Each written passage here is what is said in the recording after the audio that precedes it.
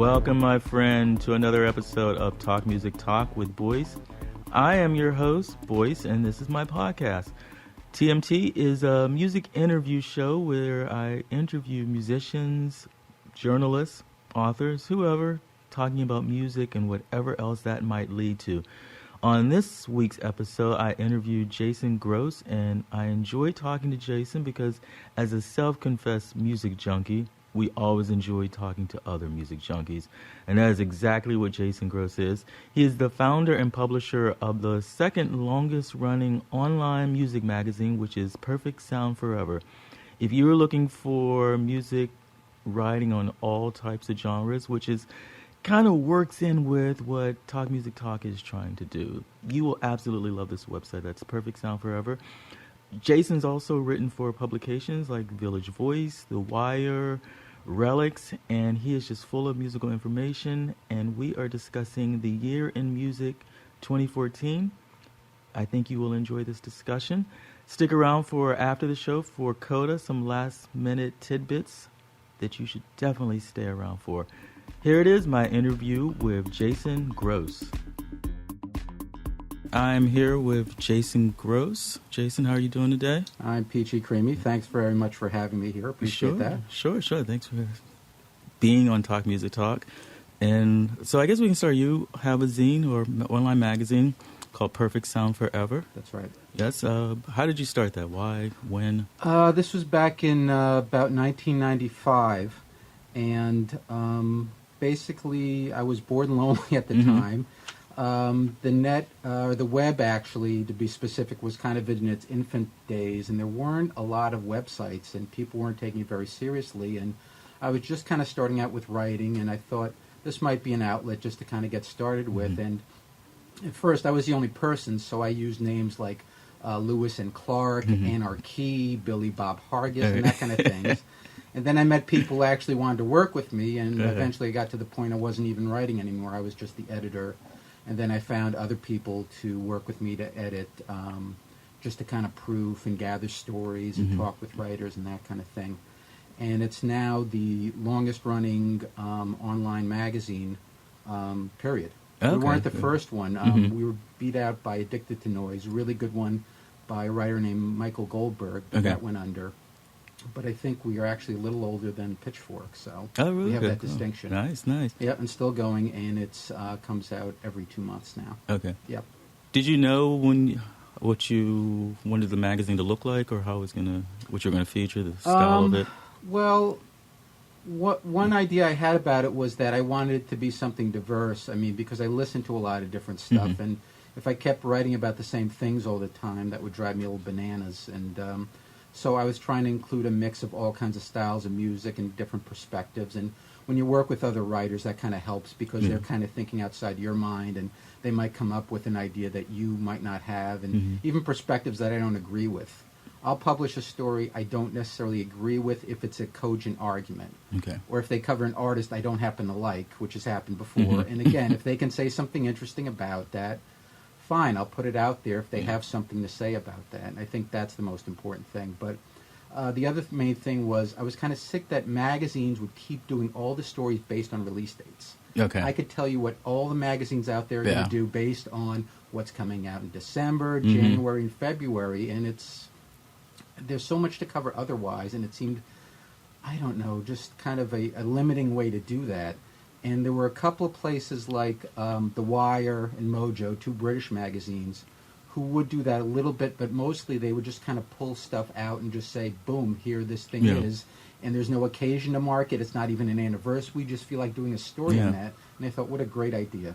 That's the way to do it. Kind of surprise people, even surprise myself, and say, let's just pick a story because it's a good story and not worry about, is it tied to something timely or something happening now or an anniversary.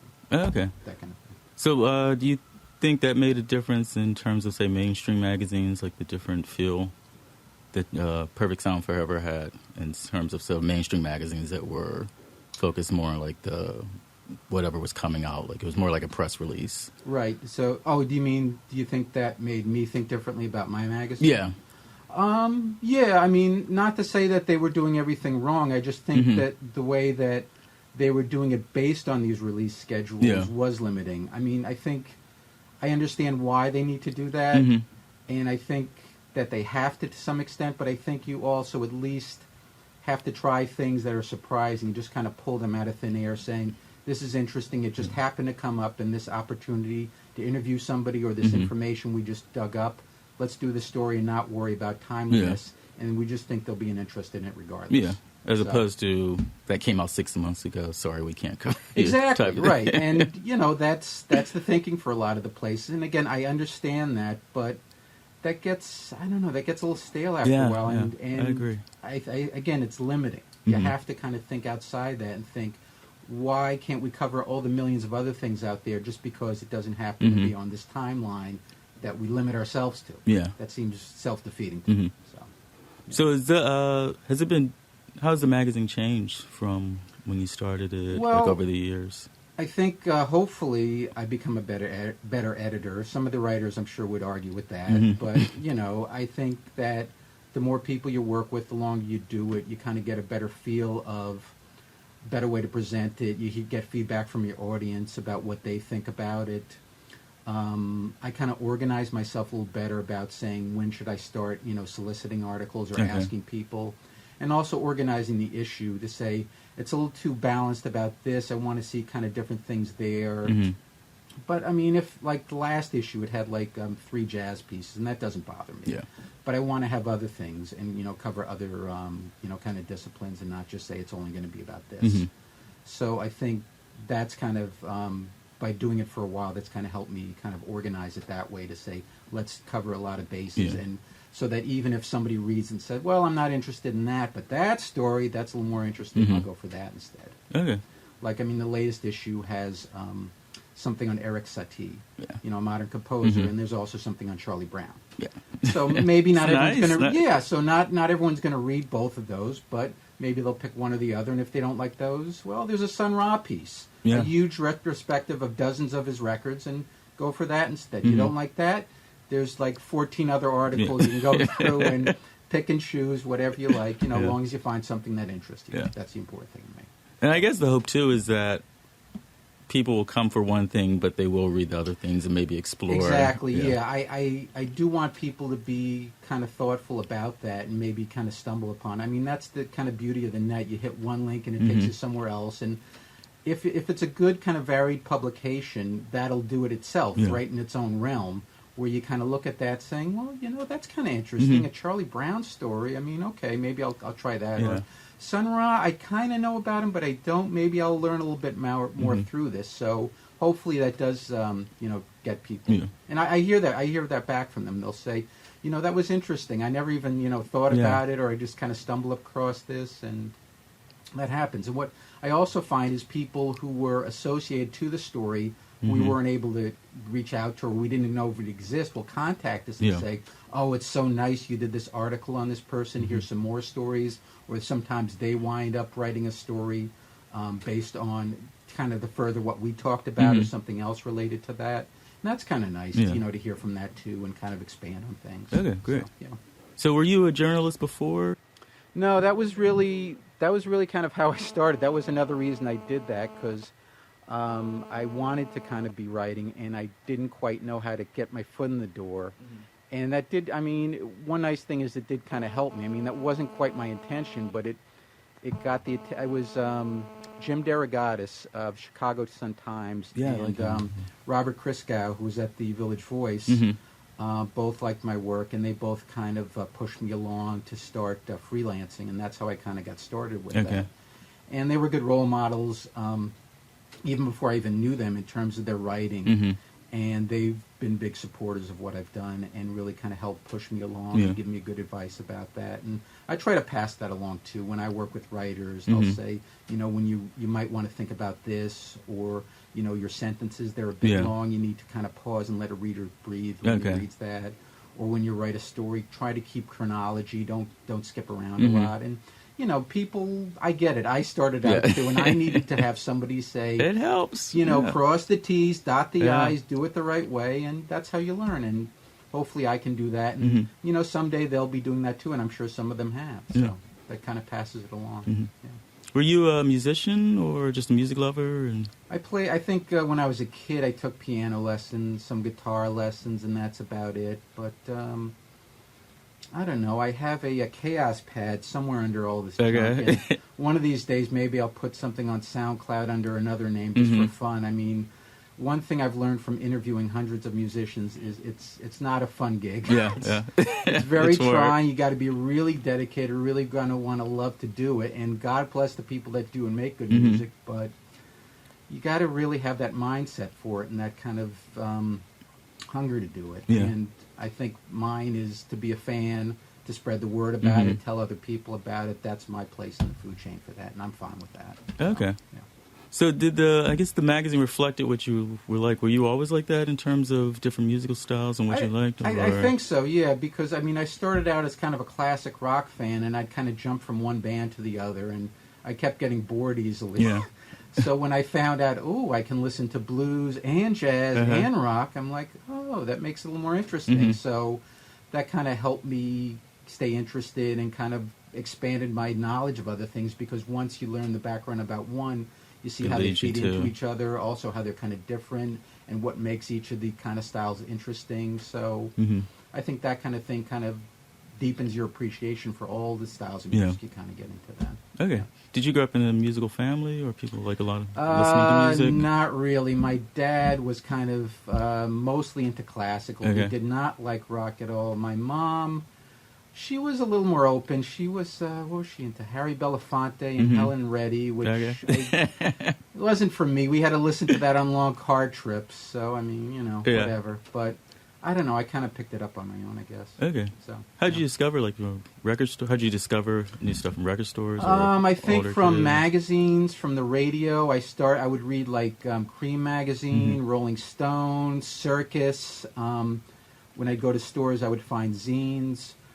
Some radio. I mean, FMU was around even back, in the 70s and stuff, even before that. And I'd hear kind of weird, interesting stuff. Sometimes WNEW would play kind of weird stuff late at night. And, I just kind of, even if I heard a weird name like Captain Beefheart, I'm like, what would that sound like? And I tracked it down. I'm like, this guy's amazing. I mean, I've been a huge fan ever since I first heard him. And, that's how I kind of picked up on it, I guess. Okay. So, also, actually, I'm sorry, through friends, too. I mean, I'd have friends who were like hip-hop fans or reggae fans. And they would lend me stuff, and we'd listen to stuff together, and that kind of helped me, too. And I tried to get them into other stuff. So okay, great. Yeah. So who are some of your go-to artists, like all time? Oh God, I mean, put you on the spot. Yeah, ask me 5 minutes from now, and that'll change. I mean, off the top of my head, I guess I don't know, Roxy Music. Okay, great. Big Star. I was just writing about John Hassel quite a bit. He's a trumpet player and classical guy. Who I like a lot. Because he did the album Brian Eno, right? Yeah, that just got reissued, and I just wrote this huge thing for Pop Matters, and that's one of my favorite records of all time. I've mentioned Captain Beefheart, The Clash. That kind of helped me get through high school. Sly and the Family Stone were huge for me. When I heard the Greatest Hits album, I was like, just transformed me. And when I heard... There's a riot going on. I didn't quite understand it until I became an adult. And when the weight of the world crushes you, you say, I get it. Yeah. I know exactly what this guy's talking about this. He can speak for me when my heart is just totally crushed and I feel like nothing's on my side. And that had a profound effect on me, too, I think. P-Funk. P-Funk, yes. P-Funk, Definitely. My friend Keith in high school kind of got me into Sir No's Devoid of Funk, and the whole mythology of Uncle George, and I got my Bootsy poster up there. Nice, I got to meet Uncle George when he had a signing a month or so ago, and for his book, right? For the book that just came out, and Chris Needs, a guy who just wrote a bio of him, did an excerpt for PSF earlier this year too that we used. That was a great passage about Maggot Brain, the whole creation of the song and all of that. So. That's been always really important to me, the whole P-Funk thing. Cool. I had a conversation just yesterday with somebody. We were talking about how music and stuff, or in art in general, can change when you listen to it in your lives. That you may listen to it at 15, and you listen to 25, it means something else. Oh, yeah. Yeah, and he was sort of saying, like, oh, well, the record, how does that happen? And I'm like, well, we change. Exactly. Yeah, the record's the same, but we change. Yeah, it's strange, and I'm sure it's different for the artist. I mean, like, I remember this great quote from Bob Dylan where they were asking about his earlier stuff, and he's like, I was a different person. Yeah. I mean, you know, how you can't stay the same. It's impossible. I mean, your brain's different, your body's different, you have different experiences and things like that, and I went through that with, like, the Beatles. I mean, I kind of overdosed on them, and I couldn't listen to them for years. I'm like, I'm sick of this. I've just heard it too much, and it took me a while to appreciate them again and start to listen and say, you know, this is good music. I shouldn't be shunning it anymore. Yeah. I mean, sure, everybody loves them and everything, but that doesn't mean I shouldn't listen to them. So, you know, that's cool. That happens, yeah. Nice. So going back just in general, before we talk about trends of the year, 2014, do you see a difference in magazines in general, or how they've changed from when you were starting? Yeah, absolutely. I mean, the whole publishing industry is in turmoil now. It's not just the music publications. Yeah. I mean, everyone is trying to figure out, you know, what's going on, how to survive, how to thrive, and everything.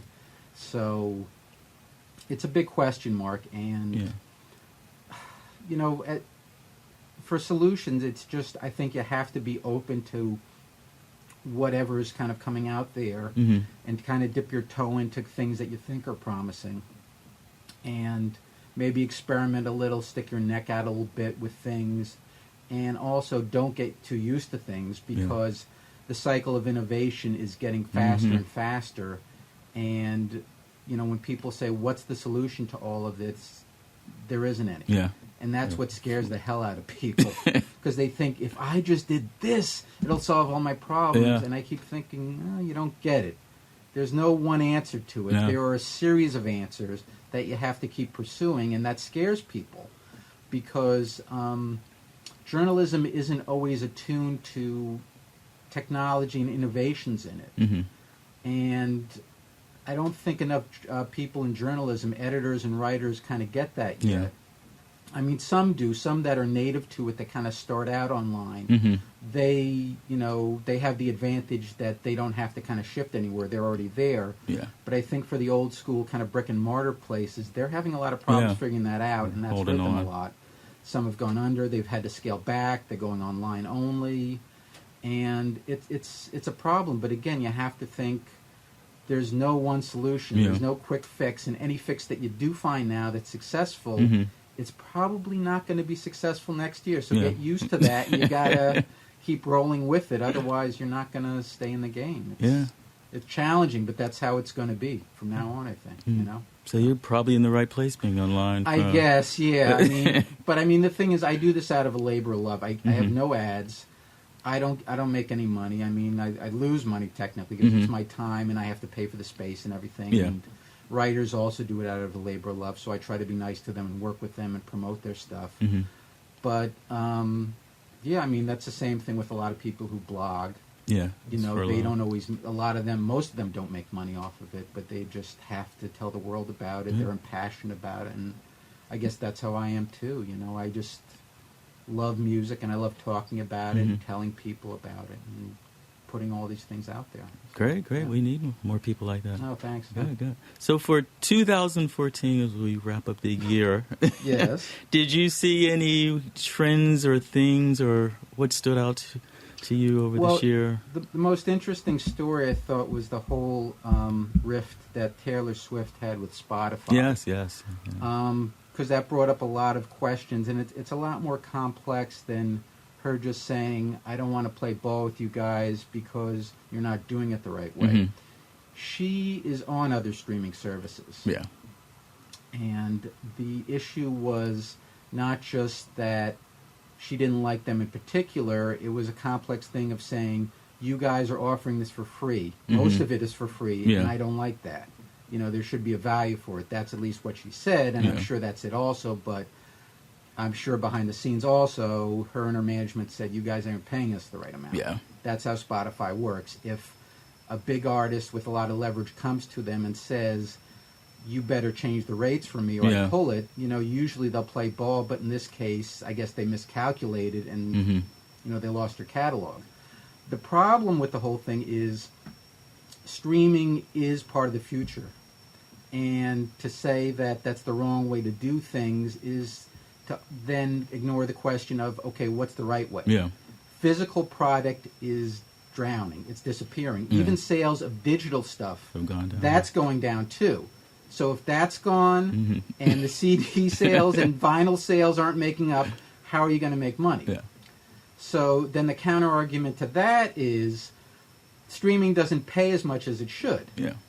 And that's a complex issue in itself because these streaming services have to pay off the big labels so much money that they make razor-thin profits, if anything, and then they paid out to publishing companies and labels, which then trickle that little bit of money down to the artists. Yeah.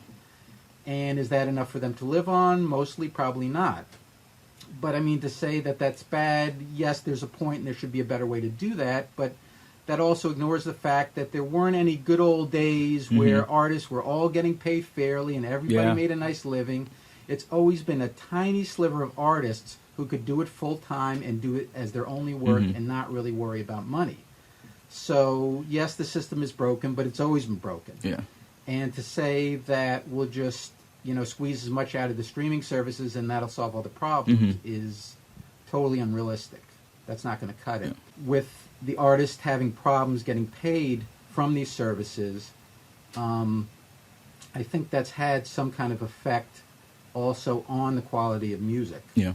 I mean, just from my perspective, I always kind of come up with a list of, all the good records I think that are coming out, and I noticed that there was a much smaller list this time. Yes. Yeah. And that's my individual perspective, but I also noticed that, when sales kind of tank like they have, and Swift is the only one who didn't do a soundtrack or a multiple artist thing that sold 1 million, that kind of backs me up a little bit to say other people aren't exactly satisfied either, and, something's going wrong, and I'm concerned that if artists who are thinking of starting out see that this isn't a viable thing to get into, they might not be making music. We might just be not seeing less quality music, but less music itself. And that I'm kind of concerned about. I mean, which isn't to say that there will be people who will say, I'm an artist and I got to express myself and I got to do it, but there's also practicalities. Yeah. Can I pay my rent? Am I willing to take a day job, as many of them have to do it?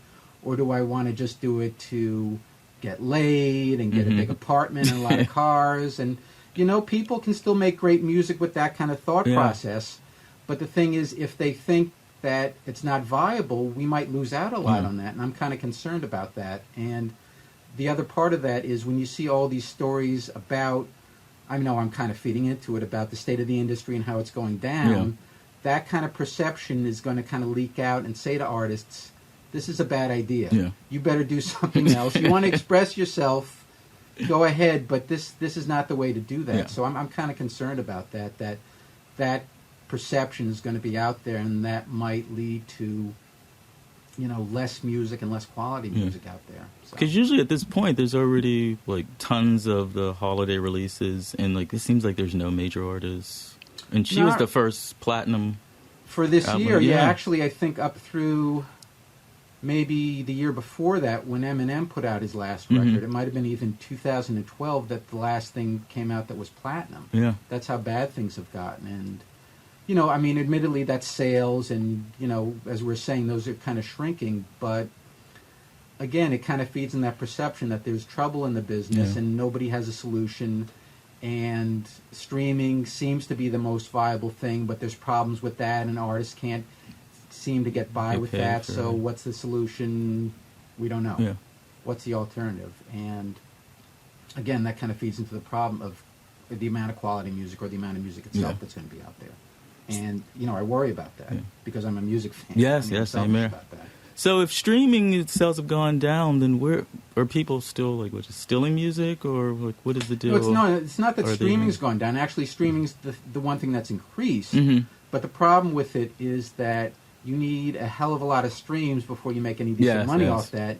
And realistically, point something. Yeah, I mean, most artists aren't going to get to that point where they get so many millions of streams that they're going to have a viable income just from that. Yeah. So, I mean, that's the problem, that it's promising, but it's not quite there to pay the right amount, and part of that is the amount of money these services have to pay to the publishers, to the big labels themselves and everything, and nobody's kind of figured out the right equal way to do that, to help yet. But I think that abandoning that and just saying, let's blow it up and this isn't helping anybody isn't the solution, because somebody like Swift isn't powerful enough to change the whole industry and make everyone go buy CDs. Nobody is. Okay? And even if, with her crusade, Beyonce still has her stuff on Spotify. Yeah. And she has millions of fans. And if you have these other big artists still on there, then your crusade won't win. Yeah. You'll take your fans elsewhere, but they'll still have their fans there. Yeah. So, that's how it's going to be. So it's tough. I mean, there has to be a good way for musicians to make a living, but I don't know what it is. Has not been figured out yet. No. So that has to still be figured out, I guess. That's the problem. So cool. What else you have seen in 2014? One of the other interesting thing was a Supreme Court case about rap lyrics, and that was a guy named Anthony Ellenis who was brought up on charges where his lyrics were kind of supposedly reflecting these threats that he was making against this woman. And, that's something to take seriously, not to make light of. But when the case came to the Supreme Court, even the Chief Justice said, I'd like to cite Eminem on this. And all the terrible things he said about his wife, his mom, and all these other people. And he said to the lawyers, what about that? And the lawyers said back, oh, well, he's a million-selling artist, and he was saying that in front of a crowd of, thousands of people. And I'm thinking, wait a minute, is our justice standard that if you have a gold album and you're making threats in a large theater, then that's a problem? But if you're platinum and you're in a stadium, make all the threats you want? I don't get that. Something's wrong. And even the Chief Justice got that distinction to say, that's not a good point to make. And also that, other styles of music. Ray Wiley Hubbard, this country singer, pointed out that Johnny Cash has killed more people in his songs than most gangster rappers. And I've never seen any charge. No, he hasn't been brought up on charges, or, his family hasn't been sued yet. Yeah. And, that's problematic to say what is free speech, what is, the limits of it, and, how are these lyrics being used? Also the point that in the genre of rap, what's being said and what's the norm to say, okay, as, in gangster rap, you do kind of say these tough things and you make threats and that kind of thing. How real is that? And that's, that's been a question since it started and everything, but what is it in terms of legal? Can that be a court case? Can you sue somebody over that? And that even goes back to rap lyrics. When Judas Priest was taken to court over a kid's suicide, and they said, were they responsible for that? So, I mean, I think it's an interesting question. I think the courts, who knows what they're going to come up with, but I mean, that's something to definitely watch. Another thing was the U2 release of their album that they put out. People are outraged. People are outraged. And I think it's good, because that was a good cautionary example of the way not to do it, to say, here's a free record, but we're going to shove it down your throat. And you compare that to another experiment like Radiohead's, where they said, where they said, pay what you want. Yeah. But they didn't keep doing that. Or other artists like Nine Inch Nails, they put out a record and didn't ask for any money for that. But this was kind of different, and they and their management thought, here's a nice present for people. We'll put it all in your iCloud, and you can all have it. And people are like, I don't like that idea. Yeah. You're kind of shoving it down our throat. It would have been better if they said, here's a link to it. Here's a site to get it to everything. I mean, the idea was obviously that Apple wanted people in their ecosystem and with their email addresses and with their credit cards so they can get the album if they weren't there already. Yeah. But there's another way to do it. Say, sign up for this mailing list, we'll get you on the list, and we'll send you all this stuff about the band and other things, rather than saying, here you go. Yeah. And some kid actually got rich by coming up with some kind of app or some kind of program to say, here's how to get U2 out of your iCloud. Oh, really? Okay. Yeah. And if a guy like that makes so much money off of that, that tells you something. That not just he's a good entrepreneur, but that means a lot of people are PO'd about that, and they made a huge mistake. So again, I think that's a good cautionary example of saying we want to do something nice for fans, but that's not the right way to do things. Do you think people were upset too that it broke the illusion that actually Apple has all our information? And I think that was part of it. Yeah, that it's out of our hands and that they can decide what's in our music collection or not. I think people were angry about that. That kind of fed into it. And that's something that every technology company kind of struggles with, like Facebook. Every time they change their terms of agreement, everyone's up in arms, like, oh my God, Mark Zuckerberg's going to take the PIN number or something like that. And I'm like, yeah, they do want all the information they can, and they're going to use it any way they can to make money off of you. But stop checking in wherever you're at. Right, yeah. I mean, if you're really worried, then, get off the service or find another service or use, private messaging or something else like that. But, I mean, that's the reality of the way these things work. They want to make money, and they're going to think of creative ways to do it without getting people too mad about that. And I think that was the lesson to be learned from that, that other bands, other labels, other technology companies can say, okay, now we know what not to do. And, Okay. So back to the U2. What did you think about the album in general? Like, did you have an opinion? It was crappy, yeah. I mean, maybe that was the other reason people were mad. It wasn't a good record, and because it hurt the physical release too. That actually, it did. I was just going to say it didn't sell well. It sold really poorly, but I think it wasn't just that it wasn't a great record, but because of that whole backlash, that people were mad about that. Yeah, that they weren't ready to run out and get it and everything like that, and. I don't know. It had to be a combination of quality and the whole, marketing stunt. I think that kind of hurt them. They'll do well. I mean, I wouldn't lose too much sleep. Yeah, they're big enough that they're going to do a nice tour. They'll make a bunch of money and everything, and they already have a ton of money. So don't feel too bad for them. I'll try not to lose sleep. They're going to be okay. They'll be all right. What else did you see for the year? Anything else, or for other stories? Or what you were listening to this year? Or? Well, one thing I wanted to say is for the recent incidents about Michael Brown and Eric Garner, and the protests are going on and everything about that, which I think is good, and I hope that kind of is ongoing conversation and doesn't phase out. What I also kind of hope is that inspires music that kind of keeps the conversation going and kind of gets other people into this to understand why it's important and not it's a local issue or it's a race issue. This affects all of us, this kind of thing. And I think musicians are a good way to kind of spread that. And it shouldn't just be just one style. I would love to see, rock musicians, country musicians, rap musicians, blues musicians, jazz musicians, all kind of lend their voices to say, this is an important conversation we have to keep having. And because music can do that. It can. I mean, I'm not naive enough to say that it will bring change, but I think it can help. It can encourage people. It can help spread the word. It can kind of keep the conversation going and be part of it. And that's what I'm kind of hoping is that this will kind of inspire that.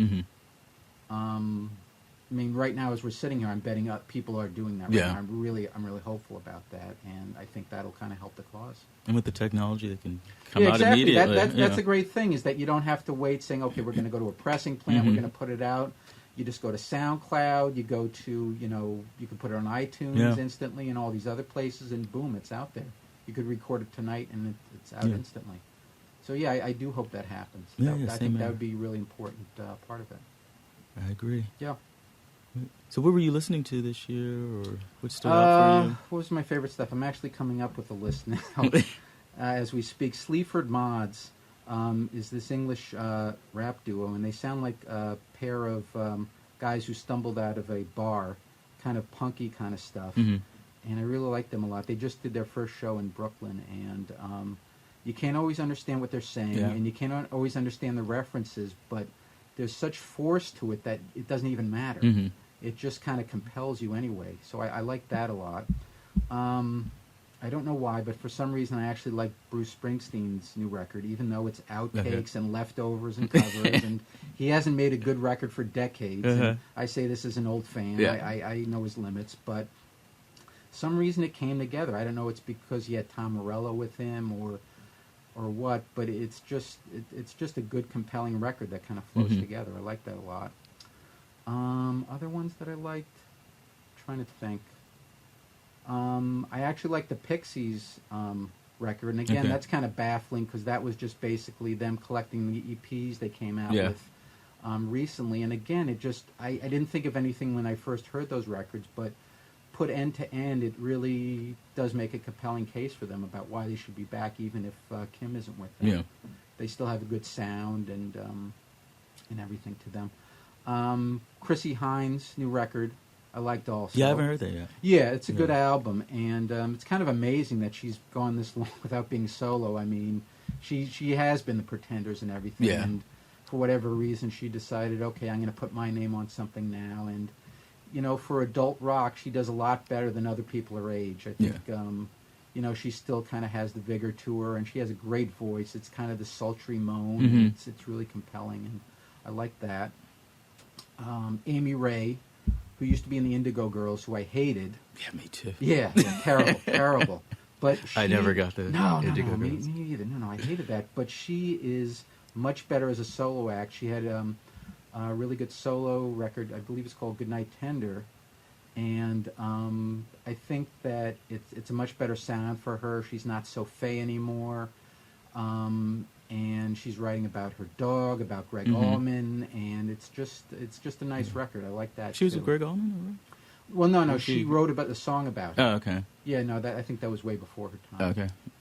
Actually, no, was it? Might have been about Dwayne Allman. It was about one No, of the guys. Yeah, sorry. But yeah, that's a good album too. I'm trying to think of others. Where do you usually discover music? Since it's kind of your job. Mailing lists, other music, Aquarius Records. All Music comes out with a weekly mailing of new stuff that comes out. Pause and Play has a weekly listing of new stuff that comes out. Online stores like Bleep and Juno, that's where I usually find out about techno stuff. Okay. They're a good place to kind of find out. Mailing lists that I'm on for music. Other people, like sometimes when I get PSF articles sent in to me, I'll learn about artists I'd never heard of, or maybe I have heard the name and I get curious about, and I'll put together a Spotify list of the artist and include them on and say, that's pretty good. I should listen more to that, and that's how I kind of find out about that. Okay. And that kind of helps. I mean, I think if you just kind of keep cruising online to anything music related, that does it. Pandora, of course. Yeah. That's a good way because they come up with stuff that just kind of left field you didn't think of either. So that's kind of nice. Okay. Do you feel that you need to find new music constantly for the magazine? For myself. For yourself. Yeah, because I'm kind of a music junkie, and I go through tons of stuff at an unreasonable rate. Yeah. And the foolish belief that I can listen to all the good stuff that comes out, and nobody can, of course. Well, that's the blessing and the curse of it. Well, yeah, that's music. the thing. Yes. Yeah, that's how I feel. Yeah, you have access to everything, and you'll never hear it all. No, it's impossible. No one could, and which is great. You'll never run out. It is. But to somebody like me who's a music junkie who wants to find as much as you can, it's so daunting. Like, God damn it! I find out about stuff that came out last year, still now, or the year before, and I'm like, what was I thinking? How could I miss that? And it's you can't win. Yeah. You have to kind of forgive yourself and say, okay, you can try. You'll learn about a lot of good stuff. You'll miss some stuff, and that's the way it is. But I would rather have the ton of music rather than before when it was kind of limited and it was harder to find stuff or listen to stuff. It is better that way. Yeah. But for the reason I just said, it's to a real music fan, it's both overwhelming and daunting and frustrating. Yes. So it's a mixed blessing is how I'd say it, I guess. So. Are you still about albums, or is that your main way of listening? Is a complete album? As a statement? It depends. I mean, if an artist can make a compelling case for at least 5 or 6 songs, I'll go with them. Most can't. I mean, I find that every year I like a lot more singles than I do albums. Okay. Because I think obviously that's a lot easier to do, to come up with one good song as opposed to like 6, 7, 8, 9, 10 good songs. Even really good artists can't keep doing that consistently. So, I mean, I'm grateful either way. I mean, I found about 100 good songs that I like this year that I'm putting together for a Spotify list, and that's fine with me. Yeah. I mean, as long as I can find good music, that's cool. But again, I worry about what I was going back to before about the perception that this is difficult to do, even though ironically it's easier to do because the technology is so easy and cheap. You don't have to spend tons of money on the studio. You can just pick stuff up on an app and stuff and record yourself. But the question is, are you going to be as motivated to do it even if that stuff is at your disposal? And that's the thing I worry about, and that remains to be seen. Okay. If that's going to keep happening or not. Okay. I don't know. And what do you think the next year is going to be like? Do you have any predictions? Any bold predictions?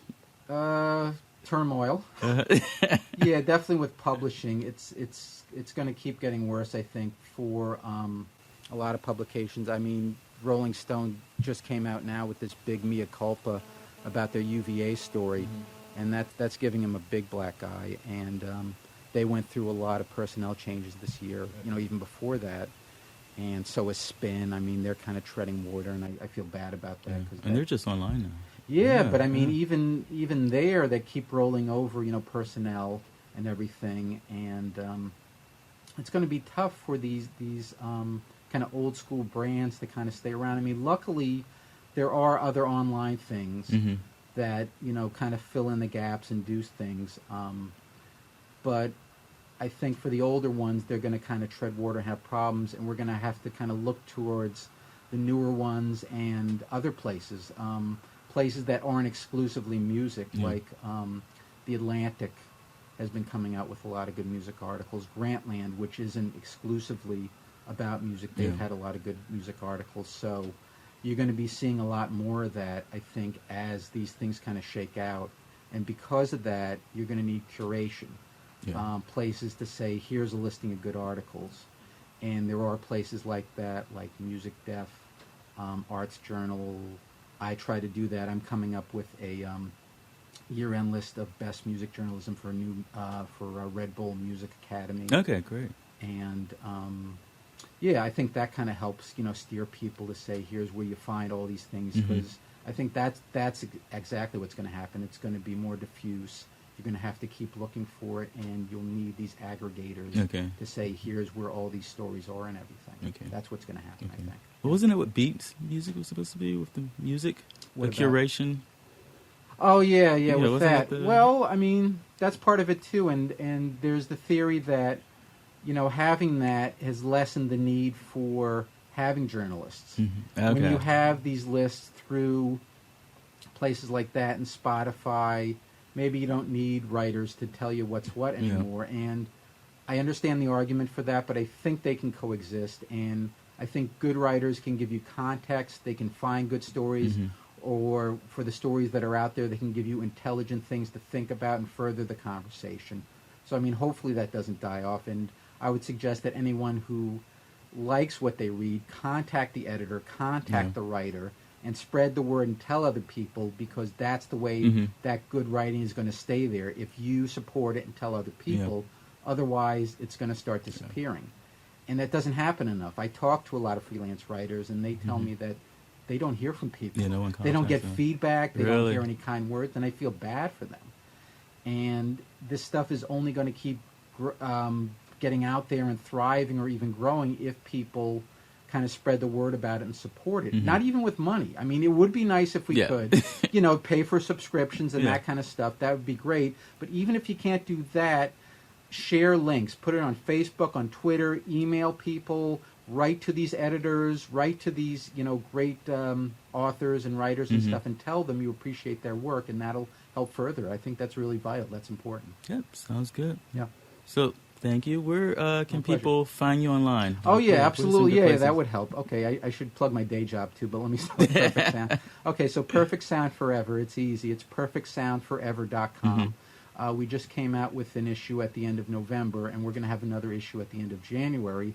And you can go there and sign up and tell us that you like the articles, hate the articles, or whatever you like, and that kind of thing. Where's your and that's going to be in the next issue? Your best of 2014. Yeah, we're going to. I'm going to start tonight. I'm going to start sending out things to writers and say, kind of give me your list. And what's the stuff you like, and then we'll post that at the end of January for great. that issue. But I do want to plug my day job. Sure, I appreciate sure. that. I work for the Blot magazine, and that's The Blot, THEBLOT.com. And that's kind of a pop culture and political magazine. And I actually do writing for them. I've done music stories for them, and I do social media for them. So check it out at theblot.com. Okay, I have not heard of the Blot. Yes, theblot.com. Blot.com. Yep. And, Okay. that's my places. I will check that out, and that'll all be in the show notes.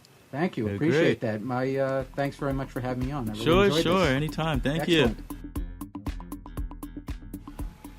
And there you have it, my interview with Jason Gross. Again, Jason's website for his magazine is perfectsoundforever.com, perfectsoundforever.com. And in the show notes, Jason was kind enough to share 3 Spotify playlists that he personally curated. So you guys should check that out.